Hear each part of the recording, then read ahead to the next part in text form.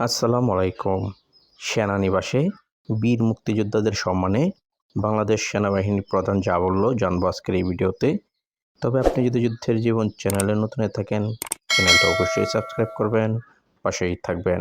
বাংলাদেশ সেনাবাহিনীর প্রধান জেনারেল ওয়াকারুজ্জামান বলেছেন, দেশ একটি গণতান্ত্রিক পথে প্রবেশ করেছে এবং সশস্ত্র বাহিনী মুক্তিযোদ্ধাদের দেখানো আদর্শ ও পথ অনুসরণ করেই এগিয়ে যেতে চান।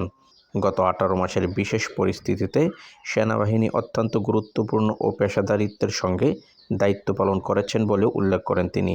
ঢাকা সেনানিবাসে যুদ্ধাহত বীর মুক্তিযোদ্ধাদের সম্মানে বাংলাদেশ সেনাবাহিনীর আয়োজিত এক বিশেষ ইফতার ও দোয়া মাহফিলের সেনাপ্রধান এসব কথা বলেন।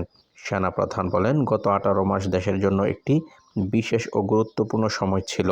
এই সময়ে বাংলাদেশ সেনাবাহিনী গভীর দায়িত্ববোধ ও পেশাদারিত্ব নিয়ে কাজ করেছে। আমরা সবসময় জনগণের পাশে থেকে দেশের স্থিতিশীলতা রক্ষায় সচেষ্ট ছিলাম। তিনি আরও বলেন, দেশ এখন গণতান্ত্রিক ধারায় পদার্পণ করেছে এবং এই অগ্রযাত্রা অব্যাহত থাকবে।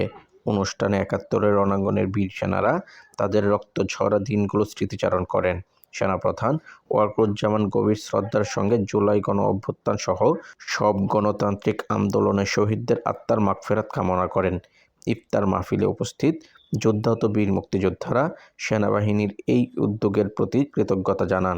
তারা দেশের সার্বভৌমত্ব রক্ষা এবং জাতীয় সংকটে সেনাবাহিনীর সময়োপযোগী ভূমিকা প্রশংসা করেন। অনুষ্ঠানে সেনাবাহিনীর ঊর্ধ্বতন কর্মকর্তা এবং বিপুল সংখ্যক যুদ্ধাহত বীর মুক্তিযোদ্ধা উপস্থিত ছিলেন। ইফতারের আগে দেশ ও জাতির সমৃদ্ধি এবং শহীদদের আত্মার শান্তির কামনায় বিশেষ মোনাজাত করা হয়। তো আজ এ পর্যন্তই, দেখা হবে অন্য এক নতুন ভিডিওতে। ততক্ষণ পর্যন্ত সবাই ভালো থাকবেন, সুস্থ থাকবেন। আল্লাহ হাফেজ।